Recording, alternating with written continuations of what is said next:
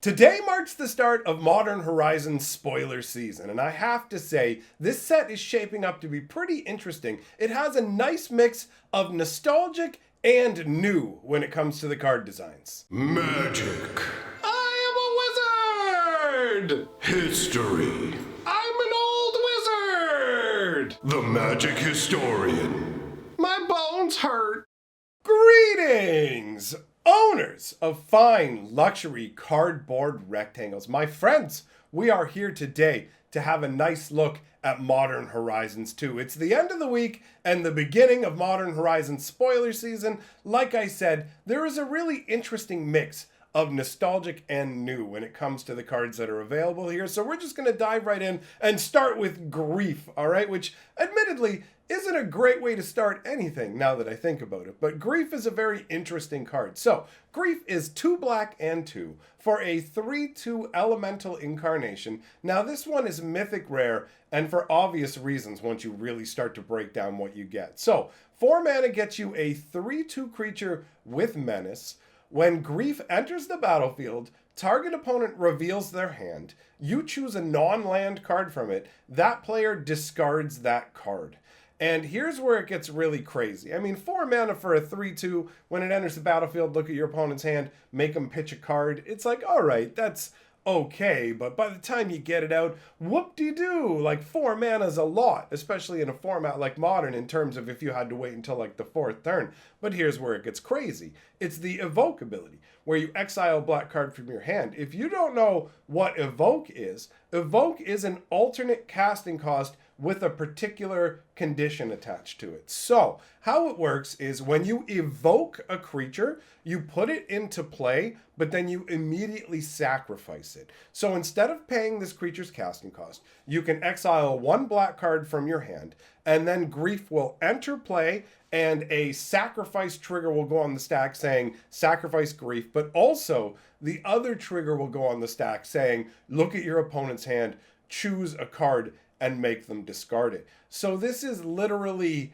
free discard in terms of no mana cost. Obviously, there is the cost of exiling the card, but this allows you from the very first point to the game without spending any mana to have perfect information about what's available in your opponent's hand, while at the same time stripping away their most powerful non-land card, and you literally get to do it for free, like right from the get-go. You can go, I don't even need to spend the first mana that I generate. I can just go, bam, let me see your hand. I'm going to remove your most powerful card. Like, that is a really, really impressive effect, honestly. At first, when you look at it, you might go, why is this mythic? It's the evoke aspect of it. And also, the crazy thing about evoke is, it's this old elemental concept from Lorwyn, right? And because the creatures come into play and then get sacrificed, if you have any kind of cards that will let you blink a card out of existence for a moment and bring it back, you get to keep Grief. And a lot of those like bring them out, bring them right back spells only cost 1 or 2 mana. So you could easily end up using this guy and one of those cards to go, boom, he's gone, boom, he's back, right? And then you get to keep him in play, and you're going to get to nail 2 cards from your opponent's hand. Now, admittedly, it is going to cost you exiling a card, plus having Grief, plus having that spell. But that is considerable power. And the concept behind this card is really, really cool. Literally an elemental incarnation of Grief, right? And just the fact that it actually just flays into the mind and tears away the most important things that you have, right? Just grief-stricken, grief-ravaged. And the shadowy nature of the being here, it's a very funky concept because it doesn't look like there's a lot of malice in this individual in particular. It's like a shadowy figure kind of made out of like smoke and swamp corruption that is charging forward in, I don't know, it feels almost like a half dance move. It doesn't have a lot of menace because Grief works on your mind in a different way than straight out like primal fear of being attacked by things. I don't know. I really like the concept behind this. Now, when it comes to these cards, we're going to have alternate art versions for a lot of them. This is Grief in a more smoky, wispy kind of form. And to me, I kind of picture this as the evoked variation, right? So it's come out and it's dissipating on the wind. So it's like when you evoke it, it appears as this full shadowy figure, but then it just mists away on the winds. It's just there long enough to reach into your opponent's mind and just scramble it up, and then gone on the wind. I love it. I think it's a really, really cool concept. The elemental incarnation of grief is such an interesting concept to be able to summon up as a planeswalker. Let's move on. We've got Unmarked Grave. So, this is 1 black and 1 for a sorcery. Search your library for a non-legendary card. Put that card into your graveyard, then shuffle. So this is essentially a more expensive version of Entomb, because Entomb is 1 mana, go through your deck for a creature card, put it in the graveyard. This is 2 mana, it doesn't let you get any creature, it will only let you get non-legendary creatures, so obviously it's not as powerful, but I do like the way that the name and the flavor text come together. It says, I'm sure they were once someone important, but I couldn't tell you who they were. I like that because it only gets non-legendary creatures. Their gravestone doesn't have any particular markings. They mattered enough to get a gravestone, but didn't matter enough to be remembered through history. So, I mean, it's a pretty straightforward card. Makes sense. The artwork is just, I guess, a tombstone being lifted up with necromantic magic, or necromantic magic just emanating from the ground. I'm not really 100% sure what's going on in the artwork, but overall, conceptually, I like the idea of this card. Let us move on.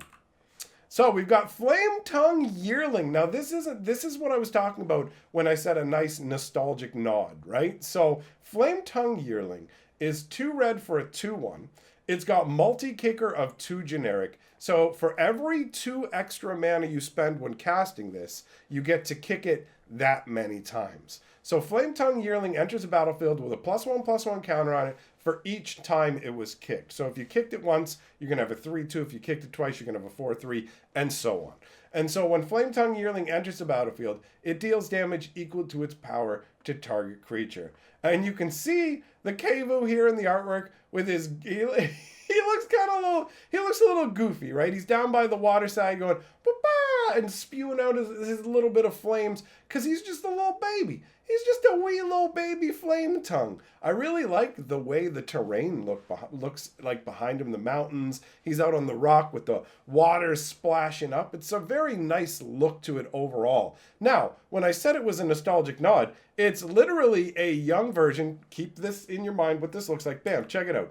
Flametongue Kevu, shown in a very similar situation on the same kind of rocky outcropping, water splashing up, mountains in the background. Now the mountains are a little more subdued in this artwork, so I like the other one. But you can see the Flametongue Kevu is far more effective. This is a fully grown version, and for 4 mana, when you put it out, it's a 4/2, and it deals 4 damage to any target. So you've got the same kind of concept where this has 4 power, does 4 damage. The Yearling does damage based on its power, and depending on how much mana you pump into it, it's almost like you can accelerate the aging process for it. But this one is shown just nailing a Drake from the sky, and honestly, this guy was a big heavy hitter when he was available in Standard. He made a real impact. And to return to the Yearling, we actually have one of the crazy sketch versions.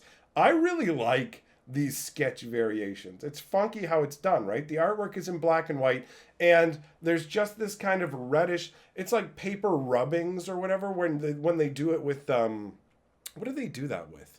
I can't remember the particular artistic medium that they use when they're smearing it out like that.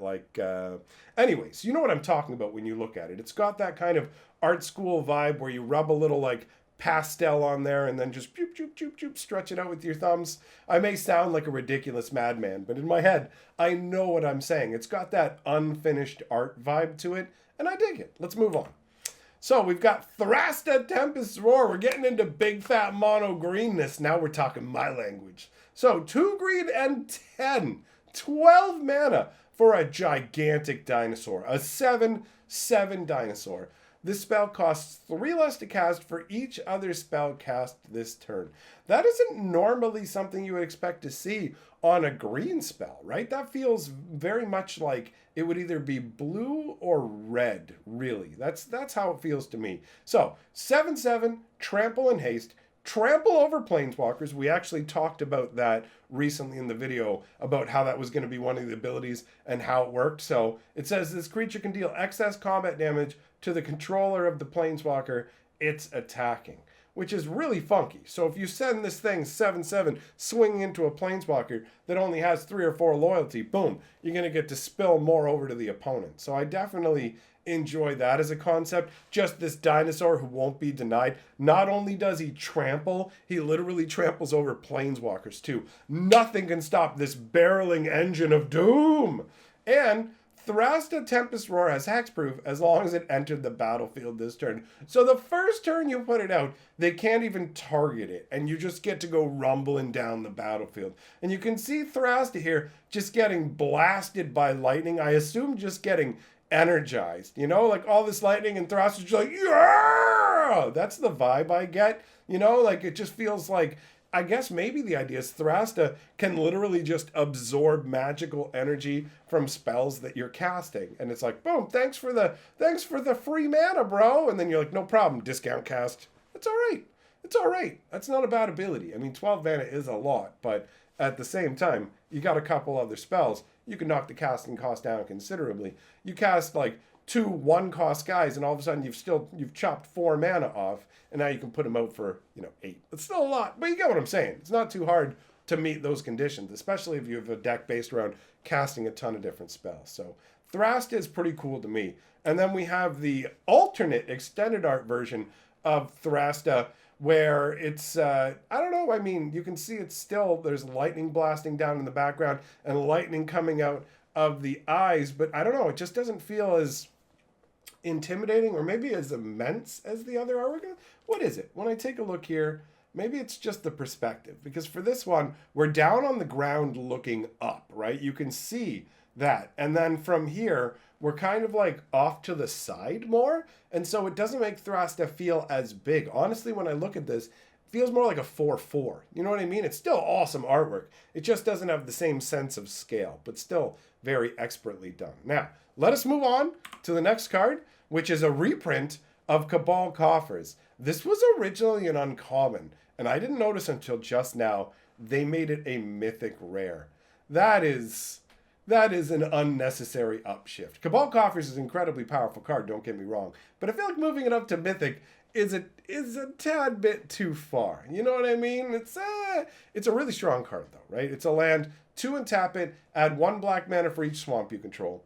The flavor text says, deep within the Cabal's vault, the Mirari pulsed like a dead sun, and its darkness radiated across Otaria. This was a cool storyline. The Mirari caused massive changes across, like, basically anywhere it showed up, across those different regions, there would be massive changes, mutations and whatever. People would desperately seek after the power of the Mirari. And so you can see here, this is a gigantic vault filled with the Cabal's riches. And the Cabal run like organized pit fighting and all these other crazy ventures. So they have insane amounts of wealth and are able to acquire. Things like Mirari are just sitting in their vault like another trinket. That's the level of the power of the Cabal. So this is a cool include, and actually we get a alternate variation as well, which looks awesome. This looks so much better to me than the original, just as a piece of art. It's just got such like a darker vibe to it. The original's great, don't get me wrong. It gives you a sense of the scale with all the coins and everything, but this is so much better. So, this one says, the flavor text says, the Cabal required a suitably immense space to house the lucrative fruits of their religious zeal. Whoa. Need a little sip here, hold on. You ever have your throat get so dry that your eyes start watering? And I'm like, just power through, buddy. Just power through. But my brain started to go, oh no, your life is going to end right now. So, that's how professional I am. Let us continue onwards. The flavor text says, the Cabal required a suitably immense space to house the lucrative fruits of their religious zeal. I mean, same kind of concept, right? They have just endless amounts of wealth. And you can see, again, we're looking at a huge storeroom of treasure. Looks quite nice. I don't know. It's just this dusky vibe to it. I like it. Moving on and surviving. We're going to talk about Daken now. Said he was going to be a planeswalker, and he 100% turned out to be. So, Daken is 1 white, 1 blue, and 1 black. So, those are the colors that he was originally. If you're wondering why you have this giant warrior-looking guy who happens to be these 3 colors, that's why. They just arbitrarily made him white, black, blue. So, I talked a bunch about Daken's history in the previous video when we found out he was going to be on the packaging. But Daken's a really cool character from Magic's history who forged this sword of his, the Black Blade, by basically every day slaughtering slaves and driving his blade into them to cool it down. You know, when you have a smith and he's forging a blade, well, they have to cool it down, right? He cooled it down through the bodies of different people for 10 years, person after person, until this sword was finally a soul drinker, which is pretty intense. So, Daken enters the battlefield with a number of loyalty counters on him equal to the number of lands you control. +1, surveil for 2. -3, exile target creature. -6, you may put an artifact card from your hand or graveyard onto the battlefield. And I mean, these each feel like abilities that are appropriate overall in terms of the color combination of the card. I don't know. I mean, the old school flavor of Daken in this, I don't know exactly like what the overlap is, although I really like the fact that he enters the battlefield with a number of loyalty counters equal to the number of lands you have, because the original version of him cared about how many lands you have. So that's a nice little nod. But the abilities are just kind of like a random grab bag, it feels like. That's fine, though. I'm not against it. It just doesn't, like, scream Daken Blackblade flavor to me. The artwork definitely screams Daken Blackblade flavor. They got the original artist, Richard Kane Ferguson, to come back and do this artwork. And actually, he's done a couple of different variations of Daken, and I'm really glad for it because I love his artwork. He's actually my favorite Magic the Gathering artist. So having him coming back is really, really sweet to me. I love it. So let us take a look at the other variations we have of this Planeswalker. This is the extended bordered version where, I don't know, Daken feels more roguish. He feels more roguish and less dangerous. You know, his sword doesn't look as scary and as impressive. It doesn't have the same vibe to me. You know what I mean? It's perfectly fine artwork. And on another character it would be fine. It just doesn't feel like Daken Blackblade to me. The other artwork here, though, the sketch one, totally does. And it's pretty similar to the first artwork that we looked at first glance. But then you realize after looking at it, oh, wait, no, this is actually different. The shield's different, whatever. It's just got the exact same kind of vibe to it. I dig it. I really like the first and third artworks. The second one just doesn't feel like Daken to me, but does look good. Let us move on. We have Timeless Dragon. So this is 2 white and 3 for a 5/5 flyer. It's got Plains Cycling 2, which means you pay 2 mana and discard it, and then you get to go ahead and draw a card. And not draw a card, sorry, that's what happens with normal cycling. Then you get to go and specifically get a Plains instead of drawing a card, is what I meant to say. And it's got Eternalize, which allows you to play it from your graveyard, and you create a zombie token of it instead. It looks pretty awesome here, honestly. I like the artwork on the Timeless Dragon. We have 2 printings of it. So this is the old bordered variation, and it comes with flavor text as well, where it says it's flown the sky for aeons without ever touching ground. So it's just this dragon that never runs out of energy. It kind of looks like a spirit dragon, even though it's not, and just perpetually flies through the sky. I guess that's about it. That's a cool concept. Let's move on. Don't have too much to say about that. We got Rishadan Dockhand. 1 blue for a 1/2 merfolk with Island Walk. Pay 1, tap target land. So there's a card, Rishadan Port, which is 1 and tap target land. So this is like a callback to that, right? This is a Rishadan Dockhand with the same ability. And a 1/2 merfolk with Island Walk to boot. So that's not too shabby. We got an old school version of it as well. The flavor text says, it's not hard to find work in Rishada, so long as you've got a strong back and don't ask too many questions. All right. And you can see the merfolk Dockhand here. Look at it, man. He's got a one, like that chest looks like it's pretty heavy. This guy is a ripped merfolk. Are we sure he's 1/2? Take a look at that curved blade that he's got. That's pretty intense as well. Overall, not too shabby. Not too shabby for a rare. But this is what we have next, the Profane Tutor, all right? Richard Kane Ferguson artwork again, showing Daken Blackblade here with the Blackblade. And then behind him, who's that? That's Dahada, right? That's who that's going to be. So, Profane Tutor is 1 black and 1, suspend 2.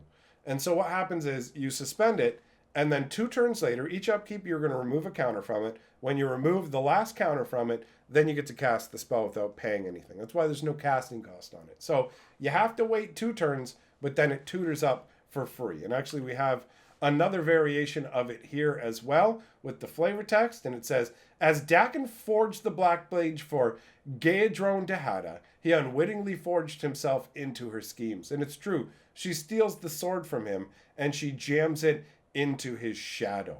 How absolutely crazy is that? It's literally like she told him, hey, I'm going to help you become a planeswalker, all right? And then here's what we need to do. You need to make this sword for me. He goes along with it, and then she's like, yoink, thanks for the sword. Boom! Stabs into his shadow and is like, I'm stealing your soul. Bye! Pretty crazy stuff. Anyways, we'll probably do a lore video on that over on Fantasy Geographic. Now, we still have more to talk about. Next card is Usury Fortune's Flame, and this is actually a crazy coin flipper card. So, 1 red, 1 blue, and 1 for a 2/3 legendary flying Efreet. Whenever Usury Fortune Flame attacks, choose a number between 1 and 5. Flip that many coins. For each flip you win, draw a card. For each flip you lose, he deals 2 damage to you. If you won 5 flips this way, you may cast spells from your hand this turn without paying their mana cost. So this is pretty big gambling wise. You can go anywhere from 1 to 5. You can end up taking 10 damage if Fortune doesn't go your way. But if it does go your way, you can draw 5 cards and cast spells for free. And if you have anything that manipulates coin flipping, it gets even crazier, right? Like this card has the potential to be absolutely nuts. And here's a different variation art of it, by the way. We've got him floating up in the air with the coins going on. I didn't really say much about the original artwork. It's a flaming Efreet descending from on high, looking on pretty demonic if I'm being real, right? But this artwork, it makes me laugh more. I don't know why. I think it's just like, here's my feet. I'm gonna float around. You like my feet? And I got some coins flipping in the air. Let's do it. He's literally like, bing, bing. It's just, the artwork feels silly. He's sitting there cross-legged in there. Look at my feet, bro. And then when you look at the feet, he's like, bing, bing, bing, bing, bing, flipping coins all over the place. I don't know. Feels like a goofy anime character to me. Either way, I dig the vibe. So, that's it. That's all the spoilers we have to talk about today. There's been a lot of talking, a lot of throat dryification, all right? So before I get completely parched, I just want to thank my patrons for supporting my channel. Here's a link to a Dungeons & Dragons lore video that just came out yesterday. So if you want, it's Dungeons & Dragons Magic the Gathering. So if you want to know something about what's going on with the upcoming Magic the Gathering Dungeons & Dragons lore, it's such a mouthful, then go ahead and click that link. Thanks for coming by, my friends. See you next time.